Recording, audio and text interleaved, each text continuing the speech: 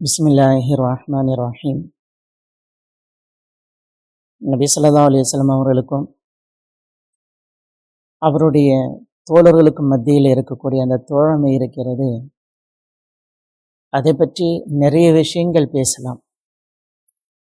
ஆனால் மறக்க முடியாத ஒரு சில விஷயங்கள் மட்டும் நம்முடைய நினைவில் என்றென்றுமே நிலைத்து நிற்கும்.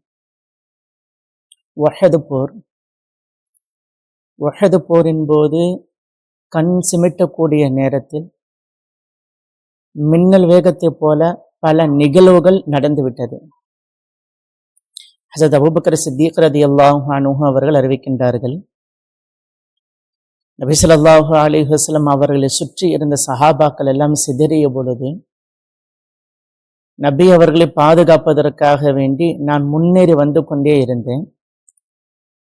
முன்னேறி வரும் பொழுது ஒரே ஒரு உருவம் மட்டும் நபி ஸல்லல்லாஹு அலைஹி வஸல்லம் அவர்களுக்கு முன்பாக நின்று கொண்டு எதிரிகளிடமிருந்து நபி ஸல்லல்லாஹு அலைஹி வஸல்லம் அவங்களை பாதுகாத்து கொண்டே இருந்தது. அது அபு தலஹாவாகத்தான் இருக்க வேண்டும் என்று சொல்லி என்னுடைய மனதுக்குள் நினைத்து கொண்டே முன்னேறி கொண்டே இருந்தேன்.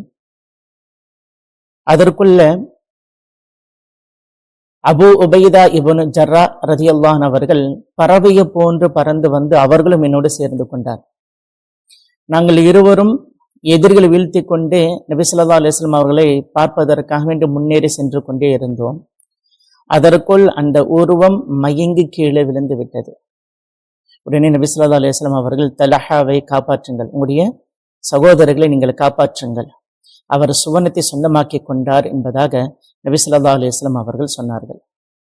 அதற்கு பின்னால் எதிரிகள் நபி ஸல்லல்லாஹு அலைஹி வஸல்லம் அவர்களை தாக்கியதின் காரணமாக முகத்தில் இருந்த அந்த முகக்கவசத்தில் இருந்த 2 ஆணிகள் கண்ணுக்கு கீழே புதைந்து விட்டது. ஹஸரத் அபூபக்கர் சித்தீக் ரலியல்லாஹு அன்ஹு அவர்கள் அந்த ஆணியை எடுப்பதற்காக வேண்டி முற்படும் பொழுது அபு உபைதா ரலியல்லாஹு அன்ஹு அவர்கள் சொன்னார்கள், அபூபக்கரே, எனக்கு இந்த ஒரு வாய்ப்பை கொடுங்களேன், அந்த ஆணியை நான் எடுக்கிறேன் என்பதாக சொன்னதுமே அபூபக்கர் சித்தீக் ரலியல்லாஹு அன்ஹு அவர்கள் ஒப்புக்கொண்டார்கள். நபி ஸல்லல்லாஹு அலைஹி வஸல்லம் அவர்களுக்கு வலிக்கக்கூடாது என்பதற்காக வேண்டி அந்த ஆணியை தன்னுடைய வாயால் கடித்து எடுப்பதற்காக வேண்டி முயற்சி செஞ்சாங்க. முயற்சி செய்யும் பொழுது முதல் ஆணியை எடுக்கும் பொழுது அவருடைய முதல் பல் கீழே விழுந்து விட்டது. பல்லால் கடித்து இழுக்கும் பொழுது அந்த ஆணியோடு சேர்ந்து இவருடைய பல்லும் கீழே விழுந்து விட்டது.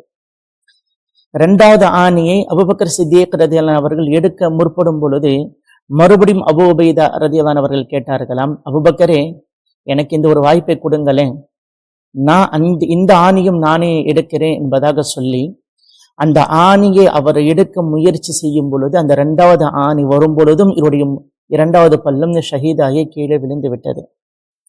உடனே நபி ஸல்லல்லாஹு அலைஹி வஸல்லம் அவர்கள் சொன்னார்கள், தலஹாவை காப்பாற்றுங்கள், அவர்களுக்கு உதவி செய்யுங்கள், அவர் சுவனத்தை சொந்தமாக்கி கொண்டார் என்பதாக சொன்னதுமே நாங்கள் அவரை திருப்பி படுக்க வைத்து அவருக்கு முதல் உதவி செஞ்சோம். அவருடைய முதுகில் மட்டும் கிட்டத்தட்ட 10 வாட்களுடைய காயங்கள் ஏற்பட்டு இறந்தது என்பதாக ஹஸரத் அபூபக்கர் சித்தீக் ரலியல்லாஹு அன்ஹு அவர்கள் அறிவிக்கின்றார்.